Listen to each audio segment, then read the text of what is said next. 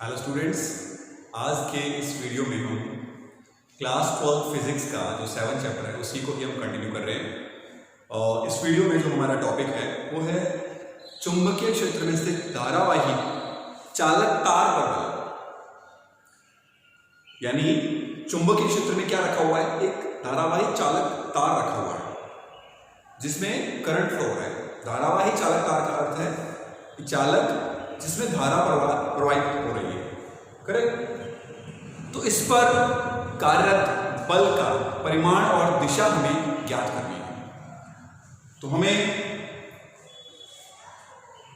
एक चालक तार दिया हुआ है, ये चुंबकीय क्षेत्र है बी चुंबकीय क्षेत्र में ये चालक तार जिसकी लंबाई L है, ये थीटा कोण पर रखा गया है और इसमें धारा प्रवाहित हो रही है। मान लीजिए इस दिशा में धारा प्रवाहित हो रही आई, धारा का प्रवाह यहां से यहां, और इसमें ये धारा प्रवाह कब संभव है, जब इसे किसी बाह्य सोर्स से जोड़ा जाएगा। बट यहां पर हमने केवल धारा को प्रदर्शित किया गया है, राइट। इस चालक तार की जो लंबाई है वो है स्मॉल l,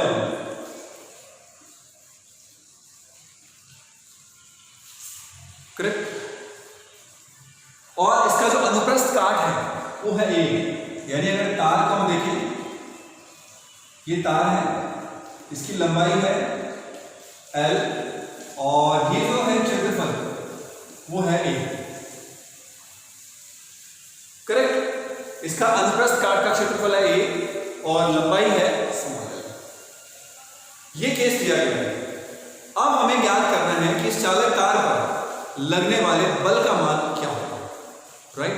देखिए, अब तक जो हमारा नॉलेज है वो ये है कि अगर हम किसी आवेश को चुंबकीय क्षेत्र में गति करवाएं, अगर आवेश को हम चुंबकीय क्षेत्र में गति करवाते हैं तो उस पर चुंबकीय बल लगता है। अगर आवेश का मान q है, q आवेश अगर v वेग से चुंबकीय क्षेत्र b में गतिशील हो तो उस पर लगने वाला चुंबकीय बल ये होता है q v cross b, correct. ये हम ऑलरेडी जानते हैं, मैग्नेटिक फोर्स। अब यहां क्या हो रहा है, देखिए, अगर चालक तार में धारा का प्रवाह हो रहा है तो वहां क्या हो रहा है, यानी इलेक्ट्रॉन्स यहां से यहां आ रहे हैं। धारा की जो दिशा है वो इलेक्ट्रॉनों के प्रवाह की दिशा के विपरीत लेते हैं। इलेक्ट्रॉन्स यहां से यहां प्रवाहित हो रहे हैं और यानी जो धन आवेश है एक तरह से वो इस दिशा में, सॉरी, इलेक्ट्रॉन्स ऊपर से नीचे जा रहे हैं। जो इलेक्ट्रॉन्स हैं वो अगर हम मेंशन करें यहां, वो नीचे की ओर आ रहे हैं। चालक में क्या होते हैं, मुक्त इलेक्ट्रॉन। ये इलेक्ट्रॉन नीचे की ओर जाते हुए इस प्रकार गति कर रहे हैं। लेकिन अगर आप इसको धनावेश के पदों में देखें तो धनावेश कहां जा रहा है, धारा की दिशा में। हम यहां पर क्या कल्पना कर सकते हैं कि ई आवेश, धन आवेश, वो यहां से यहां की ओर गति कर रहे हैं। इस तरह से हम इमेजिन कर रहे हैं एक्चुअल में क्या गति हो रही है, इलेक्ट्रॉनों की गति हो रही है ऊपर से नीचे। धारा की दिशा इलेक्ट्रॉनों की दिशा के विपरीत लेते हैं। यहां हम क्या इमेजिन कर रहे हैं कि E माइनस आवेश अगर नीचे आ रहा है तो यहां E प्लस कमी हो रही है, यहां इतना ही ऋण आवेश, धनावेश क्रिएट कर रहा है। यहां पर जो धनावेश है वो गति कर रहा है, यहां से यहां धनावेश गति कर रहा है। तो अब हम इस केस को किस तरह से समझेंगे कि ई धनावेश यहां से यहां की ओर जा रहा है, ई धनावेश। तो देखिए,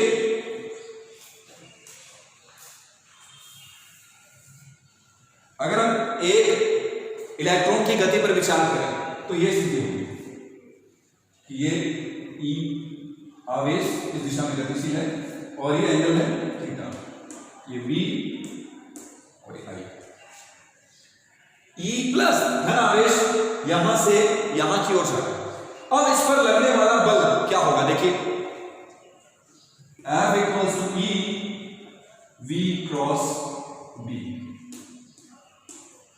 इसका वेग अगर v है तो इस पर बल e v क्रॉस v लगता है।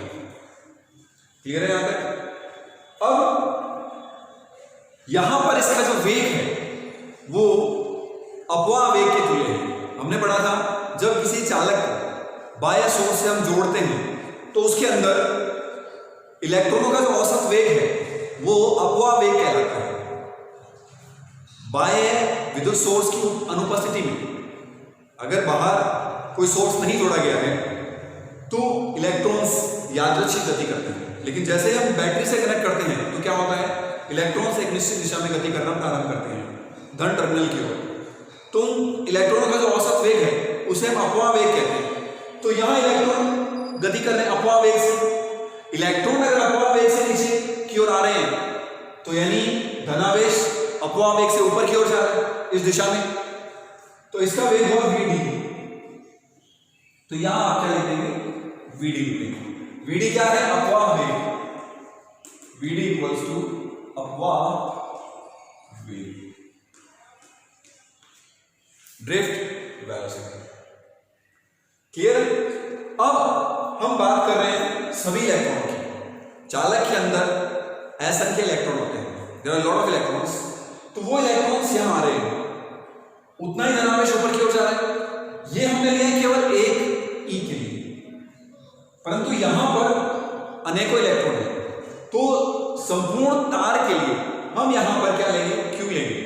देखिए हम यह माने कि यहां से यहां क्यू धनावेश vd वेग से गति कर रहा है चुंबकीय क्षेत्र B में, तो लगने वाला बल क्या होगा, उस आवेश पर, कुल आवेश पर लगने वाला जो बल है, परिणामी बल, वही चालक तार पर लगने वाले बल को व्यक्त करता है। इस चालक तार पर बल क्यों कार्यरत होता है, क्योंकि जितने भी आवेशित कण हैं उन पर लगने वाला बल और उसका जो रिजल्टेंट मान है, परिणामी मान है, वो चालक पर बल को व्यक्त करता है। इस कारण से धारावाही चालक तार पर बल कार्यरत होता है। राइट? अब देखिए कुल आवेश मान लीजिए यहां से यहां तक गया Q, और किस वेग से, अपवाह वेग से। तो देखिए हम माना आवेश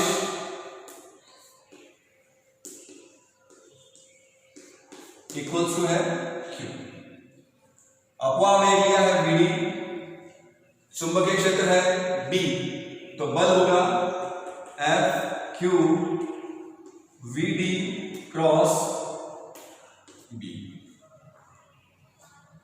करेक्ट? सदिश सूत्र है ये। F का अगर परिमाण लिया जाए तो इसको आप लिख सकते हैं Q vd B sin theta. Correct? परिमाण कितना कह रहे हैं, Q vd B sin theta. केवल हम क्या ले रहे हैं, इसका मैग्नीट्यूड, डायरेक्शन को नहीं ले रहे। ये इक्वेशन 1 मान लेते हैं। यहां तक क्लियर है? अब हमें क्या फाइंड करना है कि Q यानी कितना आवेश गति कर रहा है। देखिए इस चालक के अंदर एकांक आयतन में इलेक्ट्रॉनों की संख्या मान लीजिए n। एकांक आयतन में इलेक्ट्रॉनों की संख्या कितनी है, n, और आयतन कितना है इसका, Al, A गुणा L। आयतन है A गुणा L और एकांक आयतन में इलेक्ट्रॉनों की संख्या कितनी है, n।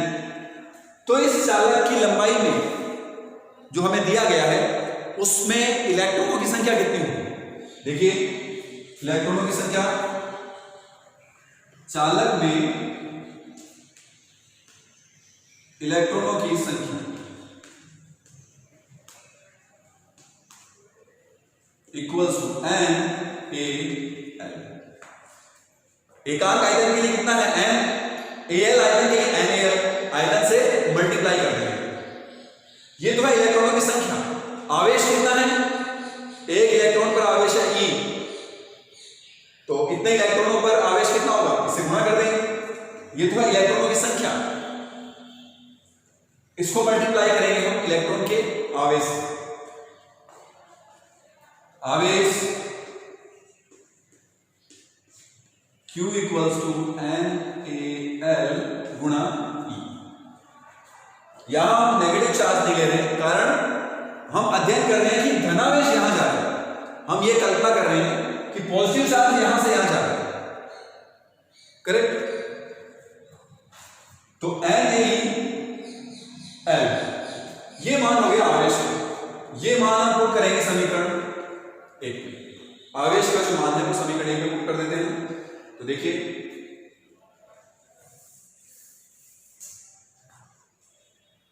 Q का मान हम पुट कर रहे हैं 1 में, तो F equals to NaL E VdB sin theta, correct. अब हम इसको लिख देते हैं NaE VdB LB sin theta. देखिए हमने इससे L को निकाल लिया और E को शामिल कर दिया इसके अंदर। ऐसा क्यों किया है? NaE VD, A क्या है? ये क्षेत्रफल, A ये क्षेत्रफल है। L क्या है? इसकी लंबाई है। VD अपवावेग, E आवेश, और N एकांक आयतन में इलेक्ट्रॉनों की संख्या। ये जो पद है, अगर आपको याद होगा, विद्युत धारा और अपवाह वेग में संबंध, I और VD में संबंध क्या होता है? ये पद I को व्यक्त करता है। तो देखिए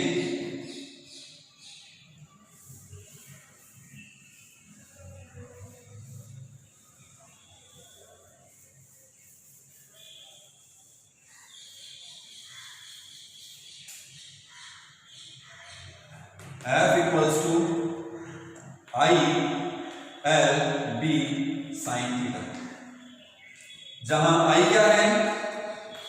I विद्युत धारा है,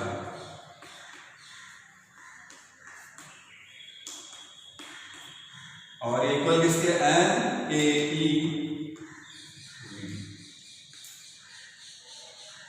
ये विद्युत धारा और अपवाह वेग में संबंध वाला सूत्र है। तो ये वैल्यू हमने यहां पुट कर दी, तो F का मान कितना प्राप्त हुआ? ILB sin theta. ये है केवल परिमाण। अगर हम इसको सदिश रूप में लिखें,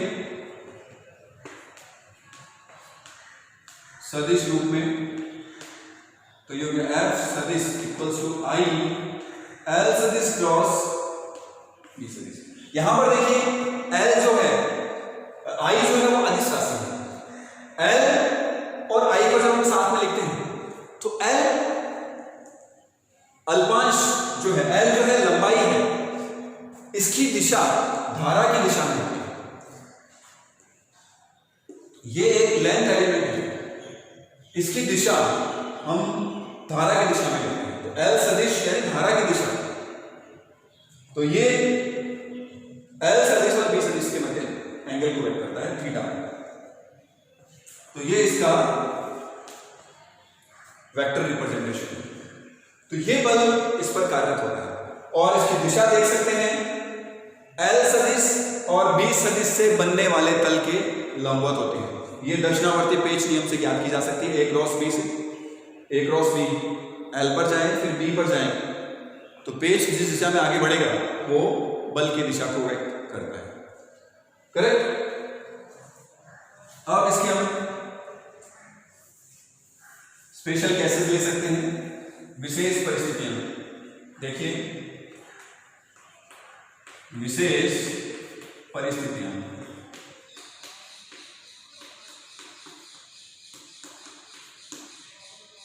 पहला है थीटा इक्वल्स टू 90 डिग्री, यानी L और B के मध्य एंगल जो है वो 90 डिग्री का हो। तो देखिए F इक्वल्स टू ILB, क्योंकि साइन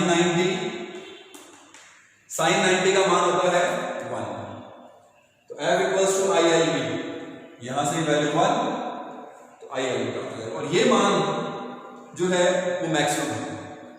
धारावाही चालक तार पर बल का मान अधिकतम कब लगता है? जब L की दिशा यानी धारा की दिशा और चुंबकीय क्षेत्र की दिशा लंबवत हो। सेकेंड, जब थीटा इक्वल्स टू 0, जब थीटा का मान 0 डिग्री हो या 180 डिग्री हो, उस केस में देखिए क्या होगा, F इक्वल्स टू साइन 0 होता है 0, तो F equals to I L B sine 0, ये हो गया 0, F का मान, और यहां ये F मैक्सिमम, ये मिनिमम हो गया। यानी अगर थीटा का मान 0 है, अगर आप इसको छड़ को उठाकर यूं रख दें इस प्रकार से,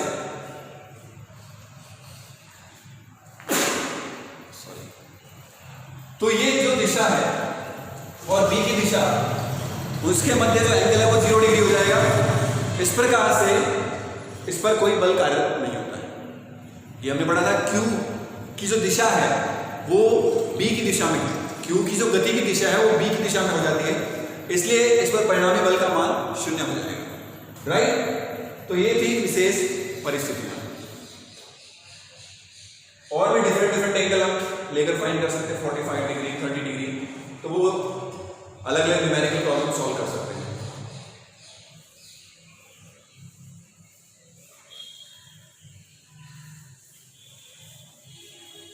अब देखिए, धारावाही चालक पर बल के लिए, बल की दिशा के लिए कुछ नियम है, तो फ्लेमिंग के बाएं हाथ का नियम और दाएं हाथ की हथेली का नियम। बल की दिशा,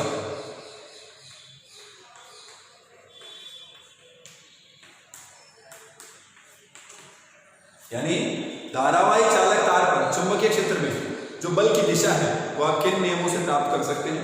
हालांकि L क्रॉस B से आप ज्ञात कर सकते हैं। सबसे सिंपल तरीका है L cross B। A cross B की जो दिशा हम फाइंड करते हैं दक्षिणावर्ती पेच नियम से, उसी प्रकार से ज्ञात की जा सकती है। लेकिन कुछ नियम भी हैं। फर्स्ट है इसमें फ्लेमिंग के बाएं हाथ का नियम, फ्लेमिंग के बाएं हाथ का नियम।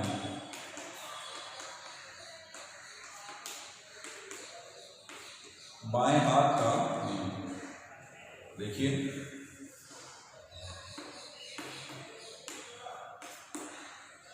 हमारा बायां हाथ ये लेफ्ट हैंड, तो यहां पर ये नियम क्या कहता है कि बाएं हाथ के अंगूठे, तर्जनी तथा मध्यमा, ये अंगूठा, ये तर्जनी उंगली और ये मध्यमा है, ठीक है, इनको परस्पर लंबवत इस प्रकार से फैलाएं, इनको परस्पर लंबवत इस प्रकार से फैलाएं कि तर्जनी उंगली चुंबकीय क्षेत्र की दिशा को, मध्यमा उंगली धारा की दिशा को व्यक्त करे, तो बल की दिशा अंगूठे की दिशा में। देखिए अगर हम इस प्रकार से फैलाते हैं इसको, ये अंगूठा, ये फिगर, ये इसके पास की फिगर,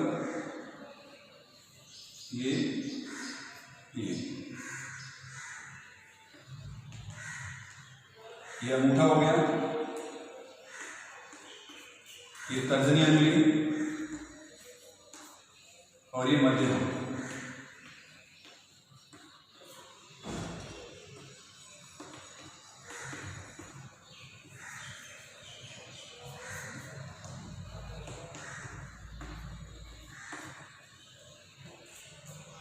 ये सेंट्रल फिगर, इंडेक्स फिंगर और ये थंब। हम तीनों को परस्पर इस प्रकार से फैलाएं कि ये चुंबकीय क्षेत्र की दिशा में हो, ये धारा की दिशा में हो, तो बल की दिशा अंगूठे की दिशा को व्यक्त करती है। अंगूठे की जो दिशा है वो बल की दिशा को व्यक्त करती है। राइट, ये है बायां हाथ। इसमें अगर क्वेश्चन पूछ ले फ्लेमिंग के बाएं हाथ का नियम लिखिए, तो सिंपल, बाएं हाथ को इस नियम के अनुसार बाएं हाथ के अंगूठे, तर्जनी उंगली और मध्यमा उंगली को परस्पर लंबवत इस प्रकार से फैलाएं कि तर्जनी उंगली चुंबकीय क्षेत्र की दिशा में हो, मध्यमा अंगुली धारा की दिशा में हो तो अंगूठा बल की दिशा को व्यक्त करता है, राइट। ये हो गया फ्लेमिंग के बाएं हाथ का नियम। अब है सेकंड, दाएं हाथ की हथेली का नियम। दाएं हाथ की हथेली का नियम।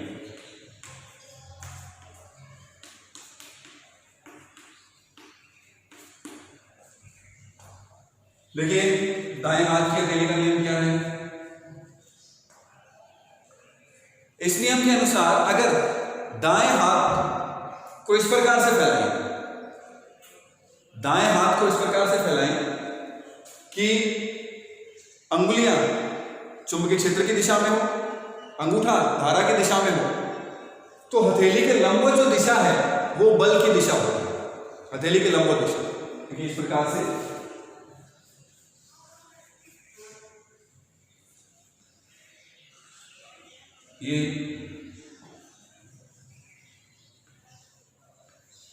ये बायां हाथ है।